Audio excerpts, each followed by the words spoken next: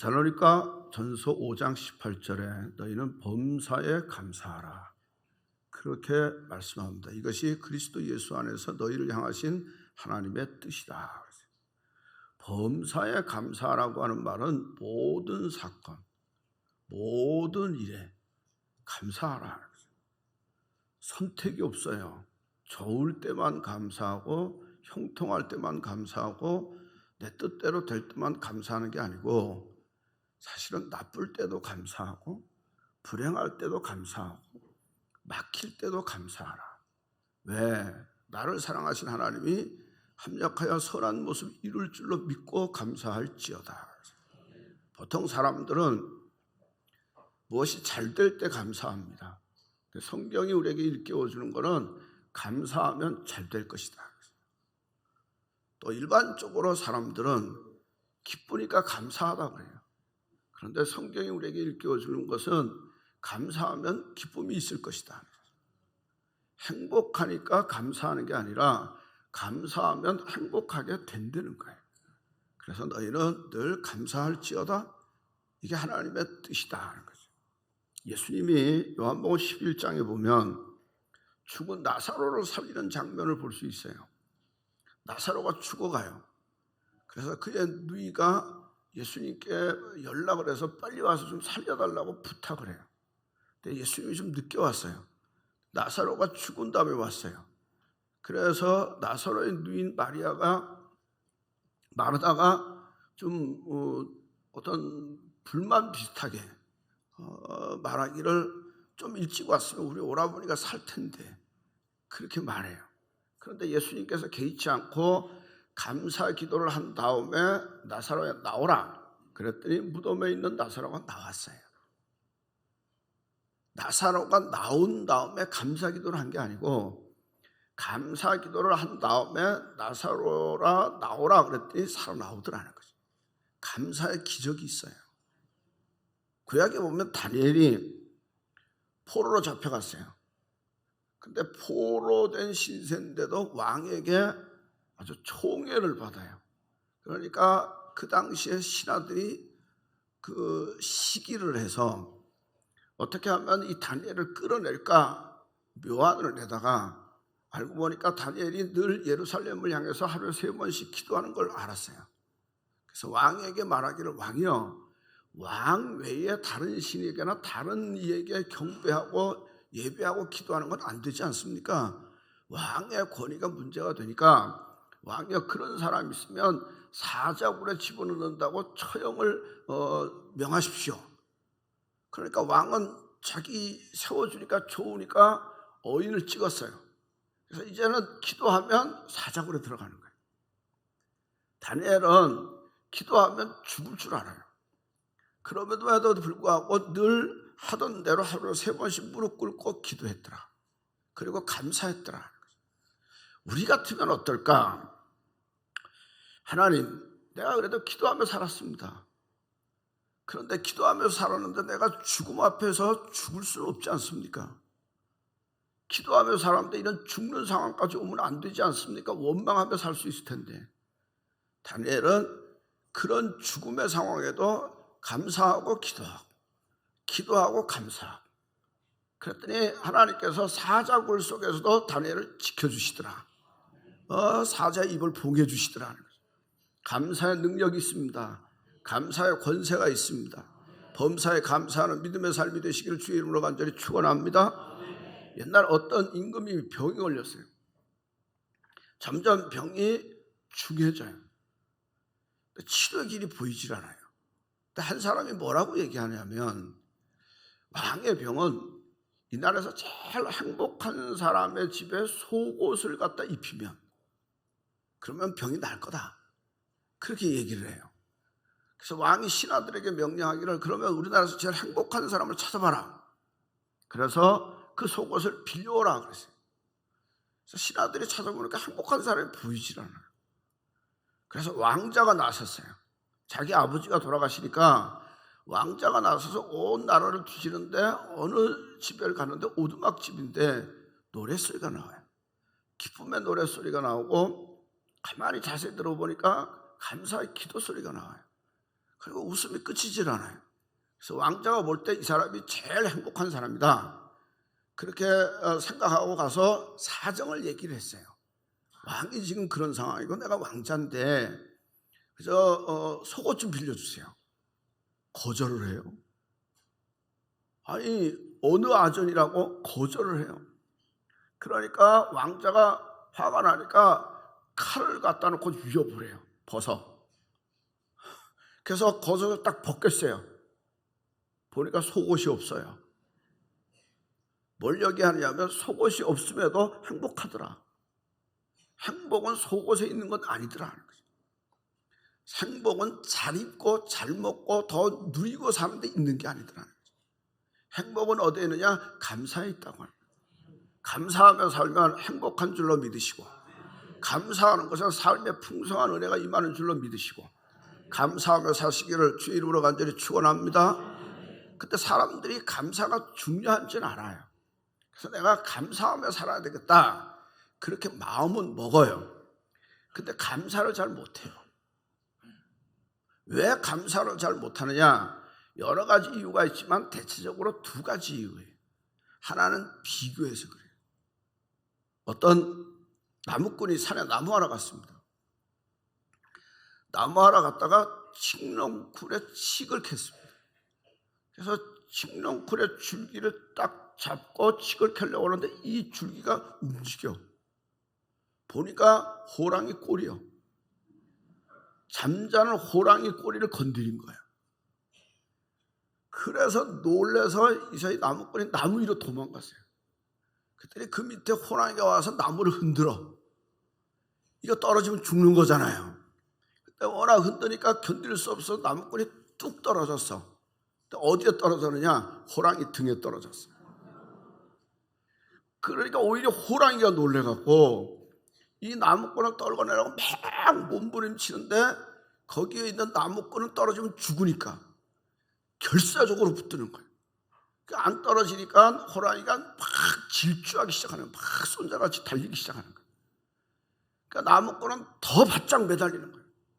바짝 매달리고 호랑이는 질주하고, 그거를 본 한 농부가 열심히 일하다가 여름에 힘들게 일하다가 이렇게 쉬느냐고 보는데 웬 놈이 호랑이 등을 타고 갔거든.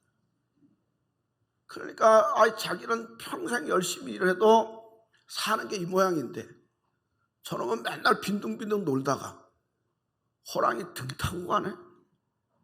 부러운 거예요. 그래서 자기 삶을 한탄했대요. 여러분 가만히 보세요. 호랑이 등 타고 가는 사람은요, 보기는 좋을지 몰라도요, 죽기 아니면 살기로 붙드는 거예요. 다른 사람의 잘됨과 성공이 그런 모습인 경우가 많아요. 너무 부러워하지 마세요. 너무 부러워하지 마세요.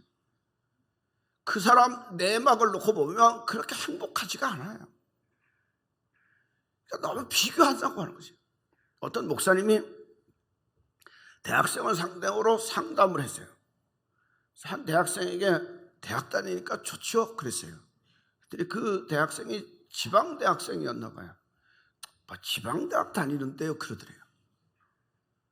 그래서 그러면 그럴 수 있겠다. 그래서 이제 서울에 있는 대학에 다니는 학생에게 물어봤어요. 그래서 지방대학 안 다니고 서울에 있는 대학 다니니까 좋죠? 행복하죠? 그랬더니 S대도 아닌데요. 그래서 S대 학생에게 물어봤어요. S대 다니니까 좋겠습니다. 행복하겠습니다. 그랬더니 학과가 별로라서 그러더래요. 그럴 수도 있겠다. 그래서 S대 학과가 제일 인기 있고 좋은 학생에게 물어봤어요. S대 좋은 학과를 다니니까 행복하고 좋겠습니다. 그랬더니 그 사람 대답이 수석이 아니라서 그래요. 여러분, 실제로 서울대 학생생활연구소에서 학생들을 조사할 때 제일 많은 상담이 뭐냐? 열등감이에요. 열등감이에요. 뛰어난 학생들을 모아놨는데 그 속에서도 우열이 가려지니까 열등감에 시달린다는 거예요. 요즘 우리나라 자사고 문제, 고등학교 문제가 시끄럽잖아요. 중학교 때는 잘하는 학생들을 모아놨는데 거기서도 우열이 나눠지거든요. 그래서 자사고가 순기능도 있고 역기능도 있는데 하나는 뭐 그거 갖고 시끄러워요. 여러분, 분명한 사실은 탁월한 학생만 모아놔도 더 우수한 학생이 있거든요. 더 뛰어난 천재도 있거든요. 평생 비교하며 살면 행복하지 않습니다. 내가 저 산에 올라가면 다 이루어질 것 같은데 그 산에 올라가면 더 높은 산이 있습니다. 특별히 우리나라 같이 치열한 경쟁 사회, 경쟁이 아주 곳곳에 있는 사회에서 비교하면 불행합니다. 그러니까 우리나라는 OECD 국가에서 여전히 자살 1위국이에요. 왜? 비교하니까 감사가 없어요. 그냥 객관적으로 보면 괜찮은데도 넉넉함이 없어요. 주께서 우리에게 말씀하기를 누가 복이 있느냐? 심령이 가난한 자가 복이 있나니 그랬어요.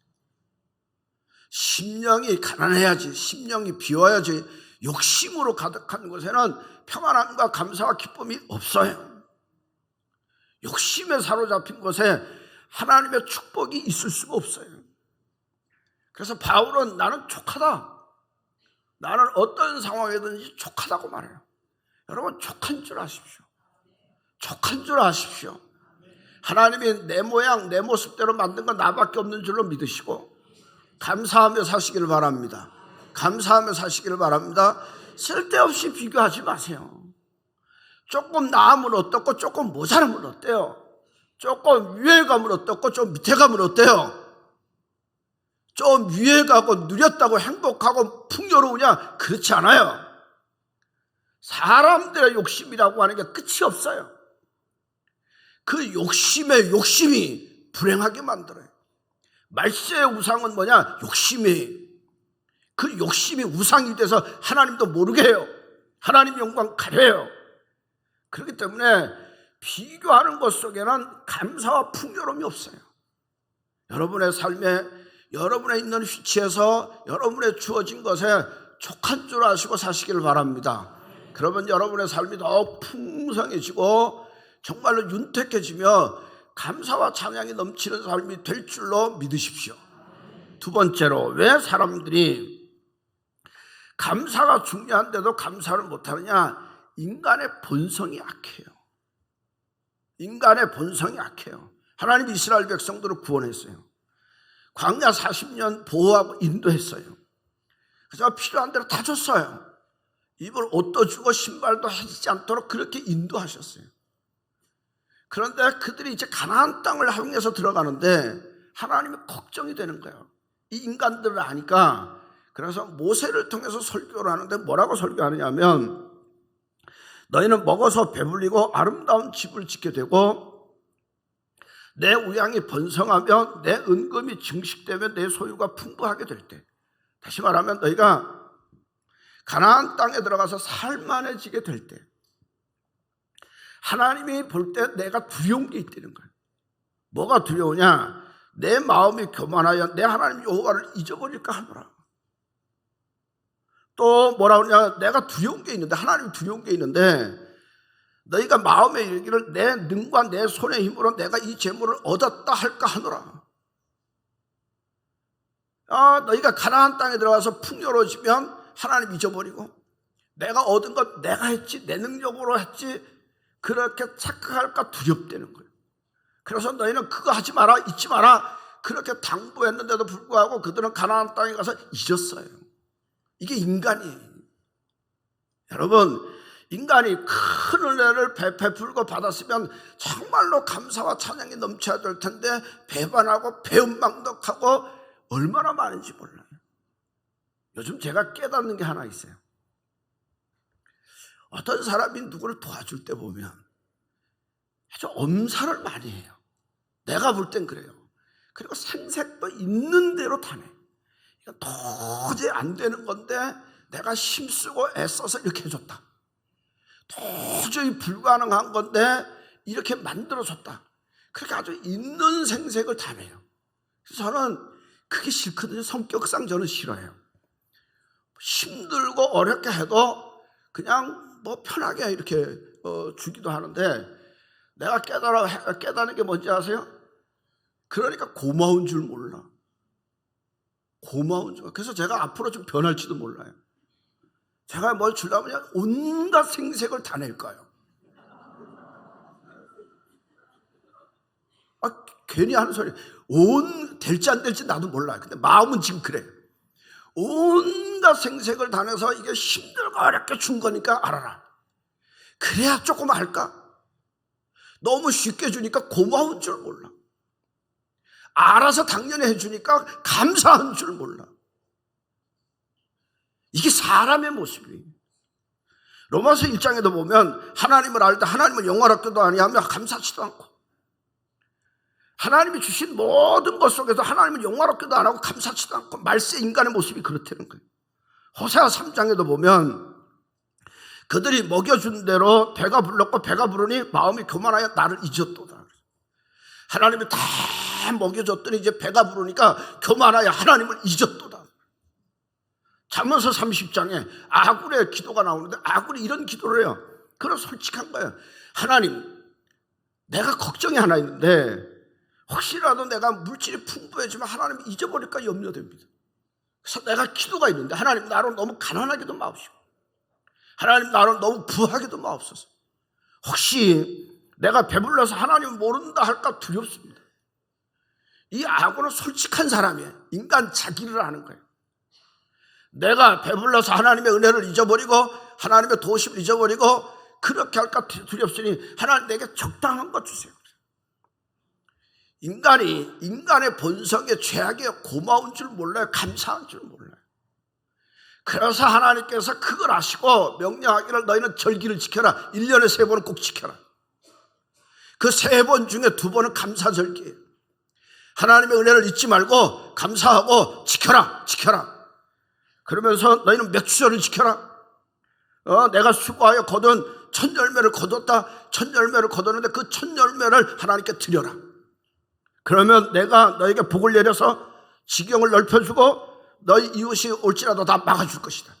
이게 주의 약속이에요. 이스라엘 나라는 작은 나라입니다. 그래서 이렇게 길쭉하게 생겼어요. 그래서 기후가 다양한데 특별히 지중해성 기후예요. 그래서 우리하고 좀 달라요. 이스라엘은 여름에 비가 안 와요. 건기라 그래요. 또 겨울에는 비가 많이 와요. 우기라 그래요. 그리고 이스라엘의 땅 자체도 주로 석회암으로 되어 있어요. 그래서 농사에서 거둬봐야 밀이고 보리고 포도 정도예요.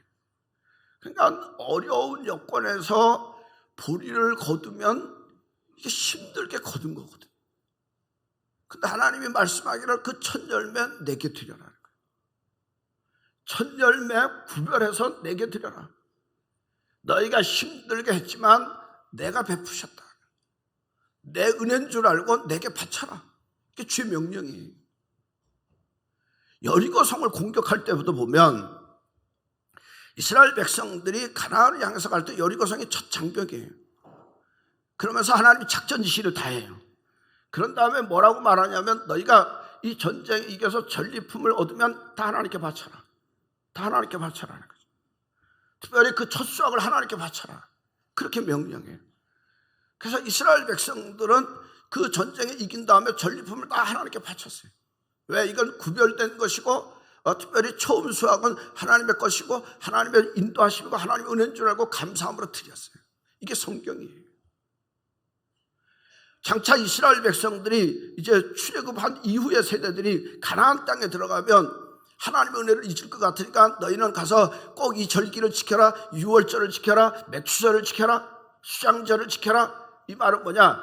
너희가 배불러서 하나님 잊어버리고 내가 교만해서 배은빵떡 할까 봐 하나님이 그거 잊어버릴까 봐 꼭 지켜라. 감사함으로 지킬지어다. 이게 오늘도 우리가 신앙생활하면서 절기를 지키는 이유도 그런 거예요. 하나님의 명령에 인간의 모습을 알기 때문에 하나님이 우리에게 명령하기를 절기를 지킬지어다. 그렇지 않으면 인간이 망하는 길로 가거든요. 감사함으로 지킬지어다. 여러분, 우리가 신앙생활을 해보면서 어떤 사람이 신앙이 좋을까? 누가 예수를 잘 믿을까? 또는 신앙의 수준이 어떤 사람이 높을까? 이것도 하고 저것도 하는 사람일까? 저는 그렇게 보지 않아요. 매사에 불평불만하는 사람은 신앙 없습니다. 신앙 있다고 착각하지 마세요. 신앙은 그 신앙이 내 삶으로 열매가 거두어지는 거예요. 매사에 척척하는 사람 신앙 있다고 생각하지 마세요. 정말로 신앙 있는 사람은 매사에 하나님의 인도하심을 믿고 의지하고 감사하는 사람이에요. 그리고 감사를 결심하고 사는 사람, 거기에 신앙의 풍성한 은혜와 은총이 임하는 줄로 믿으시고 감사하며 사시기를 주의 이름으로 간절히 축원합니다. 찬송가 작사가 중에 환희 크로스비라고 하는 분이 있어요. 이분은 6주 만에 시각장애인이 됐어요. 앞이 안 보이잖아요. 이게 참 불행하거든요. 그런데 이분은 가장 행복한 사람이에요. 그가 92세 생일날 이렇게 고백을 했어요. 이 세상에서 나보다 행복한 사람이 있으면 나오보라 그랬어요. 그 정도로 행복하게 살았대요. 그가 만든 찬송가가 우리에게 많이 은혜를 줘요. 예수 나를 위하여 십자가를 질 때 예수를 나의 구주 삼고 성령과 피로써 거듭나니 주의 음성을 내가 들으니 사랑한다는 말일세. 오 놀라운 구세주 예수 참 능력의 주시로다. 이게 다 그가 만든 찬송이에요. 얼마나 은혜가 좋아요. 그가 시각장애인인데 8살 때 빌립보서 4장 4절 말씀을 보면서 읽으면서 결심을 했대요. 그 말씀이 뭐냐? 주 안에서 항상 기뻐하라. 이 말씀을 보면서 결심하기를 나는 기뻐하며 살리라. 항상 기뻐하며 살리라. 그렇게 결심했대요. 그러면서 그 일생을 기뻐하며 살았다는 거예요. 여러분, 결심이 중요해요. 작심한다 그러죠. 마음 먹는 게 중요해요. 내가 이 땅에 사는 동안 세월의 흐름 따라 상황 따라 살리라 그게 아니라 내가 어떤 상황이라도 기뻐하며 살리라, 감사하며 살리라. 마음을 먹고 사세요. 작정하고 사세요. 그러면 하나님이 때를 따라 은혜를 주셔서 마음 먹은 대로 심지가 굳은 대로 기쁨과 감사가 넘치게 하실 줄로 믿으시라. 나는 기뻐하며 살리라, 감사하며 살리라, 찬양하며 살리라, 하나님께 영광 돌리며 살리라. 그 마음의 결심대로 이루어질 줄로 믿으십시오. 미국의 유명한 봉사인 D.L. 무디가 영국을 가서 딱 보니까 4종류의 사람이 있더래. 하나는 뚜벅뚜벅 걸어가는 사람. 저 사람은 돈이 없구나. 그렇게 보여지더래요. 근데 걸어가다가 택시 타는 사람은 돈이 좀 있구나 보여지더래요. 또 한 사람은 시종이 한 사람이 이렇게 시중 들면서 가는 사람, 저 사람 부자구나. 또 한 사람은 시종이 둘이서 종로로 다 쫙 붙어있는 사람은 유산이 많구나. 그렇게 느껴지더래요. 그러면서 그가 재밌는 얘기를 하기를 하나님 믿는 자녀는 절대 가난하지 않다는 거예요. 하나님이 보내주신 2사람이 믿는 자와 함께하니까 가난하지 않다는 거예요. 그럼 하나님이 보내주신 2사람이 누구냐? 시편 23편을 인용하면서 여호와의 선하심과 인자하심이 평생 나를 따르리니. 믿는 자에게는 하나님의 인자하심이 또 한편은 하나님의 선하심이 따라서 가난하지 않고 부하다고 하는 거죠. 여러분, 요 하나님이 우리와 함께 하셔서 선하신 하나님이, 인자하신 하나님이 여러분의 삶을 동행하시는 줄로 믿으십시오. 도와주시는 줄로 믿으십시오. 감사하잖아요. 그 은혜로 여기까지 왔고 앞으로도 그 은혜로 인도하셔요. 늘 감사하며 사시기를 바랍니다. 찬양하며 사시기를 바랍니다. 영광 돌리는 은혜의 삶이 되시기를 주의 이름으로 간절히 축원합니다.